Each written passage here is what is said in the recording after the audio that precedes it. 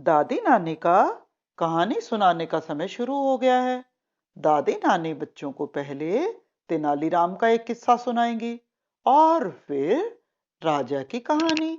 तो बच्चे पहले सुने तेनालीराम का एक किस्सा। एक दिन तेनालीराम को संदेश मिला कि रानी तिरुमल्ला देवी बड़ी मुसीबत में है और उनसे मिलना चाहती है। तेनाली रानी के पास पहुंचे। वहां उन्हें पता चला एक दिन राजा कृष्ण देव राय रानी को अपना लिखा नाटक सुना रहे थे कि रानी को उबासी आ गई। राजा तो ऐसे नाराज हुए कि उसी समय उठकर चले गए और तब से कई दिन हो गए हैं इस ओर आए ही नहीं। रानी ने कहा, तेनाली, इसमें मेरा कोई कसूर नहीं। मैंने राजा से माफी भी मांगी पर राजा पर इस बात का कोई असर नहीं हुआ। अब तुम ही मेरी समस्या का हल करो। तेनाली ने कहा, महारानी, आप चिंता ना करें, मैं अपनी ओर से पूरी कोशिश करूंगा। तेनाली ने रानी को हौसला बंधाया और वहां से सीधे तेनाली राज दरबार में पहुंचे। राज दरबार में राजा अपने एरिया में चावल की उपज को बढ़ाने के लिए डिस्कस कर रहे थे। अपने मंत्रियों से सलाह कर रहे थे कि चावल की उपज कम हो रही है, इसे अब कैसे बढ़ाया जाए।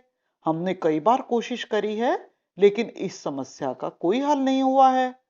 तेनाली ने कहा, महाराज, मेरे पास बहुत अच्छे चावल के बीज हैं। अगर इनको बोया जाए तो चावलों की उपज 3 गुना ज्यादा होगी। राजा ने कहा, यह तो बहुत अच्छा होगा, तो इसके लिए शायद कोई खास तरह की जमीन और खाद की भी जरूरत होगी। तेनाली ने कहा, नहीं महाराज, इस बीज के लिए खास तरह की खाद और जमीन की कोई जरूरत नहीं है। हाँ, इसकी एक ही कंडीशन है कि इस बीज को बोने वाले आदमी को ऐसा आदमी होना चाहिए जिसे कभी भी उबासी ना आई हुई हो और कभी आएगी भी नहीं। राजा ने कहा, तेनाली, तुम्हारे जैसा मूर्ख आदमी मैंने कभी नहीं देखा। क्या दुनिया में ऐसा कोई आदमी है जिसे कभी उबासी ना आई हो? इस पर तेनाली ने कहा, अरे मैं तो भूल ही गया, सचमुच मैं बहुत मूर्ख हूं। फिर बोला, अच्छा ही हुआ महाराज को ये बात याद आ गई। मैं अभी महारानी तिरुमला देवी को अपनी इस मूर्खता के बारे में बताता हूं। राजा ने कहा, अरे नहीं नहीं, मैं खुद ही उन्हें जाकर बता दूंगा। सारे दरबार में सभी लोग जोर जोर से हंसने लगे। राजा को अपनी सारी बात समझ आ गई। तो बच्चों, ये तो था तेनालीराम का किस्सा। अब दादी नानी बच्चों को एक राजा की कहानी सुनाएगी। शाहपुर के राजा थे चंद्रसेन। राजा बड़े ही कंजूस और धन के लालची, प्रजा के सुख दुख का जरा भी ध्यान नहीं रखते थे और उनके शासन में जनता पर भारी कर लगा दिए गए। इससे राजा के खजाने में बहुत धन इकट्ठा हो गया।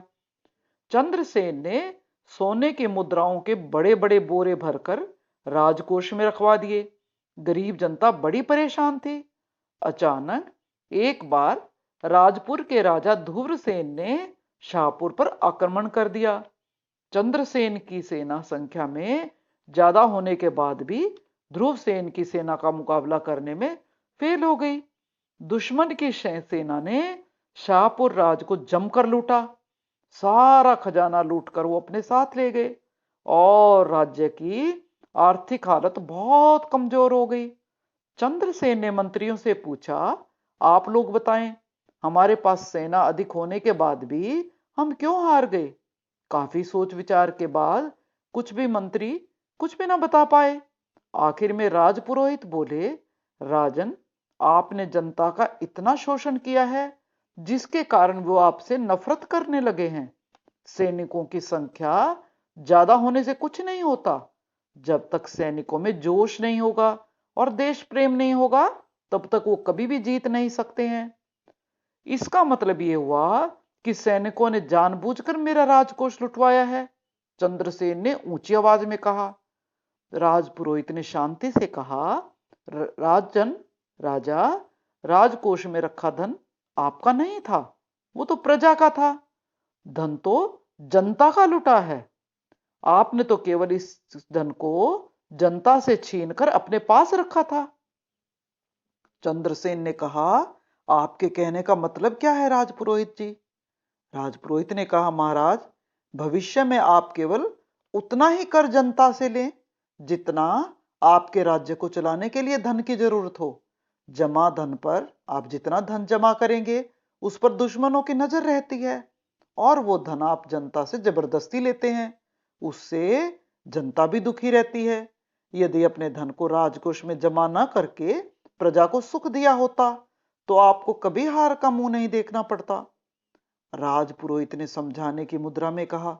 बस फिर क्या था, राजा चंद्रसेन ने ही पुरोहित की बात मान ली और उचित कर ही जनता से लाने की घोषणा कर दी।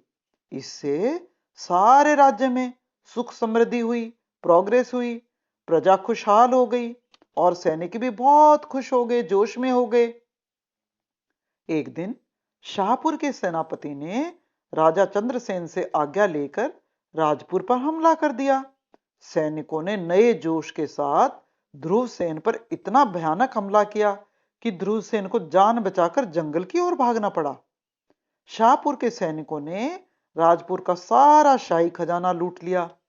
वो अपना लुटा हुआ धन भी लाए और साथ में उनका जमा धन भी लेकर आए। इस विजय से राजा चंद्रसेन बड़े खुश हुए। उन्होंने लूट का आधा धन तो जनता की भलाई पर खर्च कर दिया और बाकी धन राज्य में आपातकालीन स्थिति को निपटने के लिए राजकोष में रखवा दिया। इस तरह राजा चंद्रसेन ने धन का लालच छोड़ दिया और प्रजा के सुख दुख पर ध्यान लगाने लगे। तो बच्चों, आज की कहानी यहीं खत्म होती है।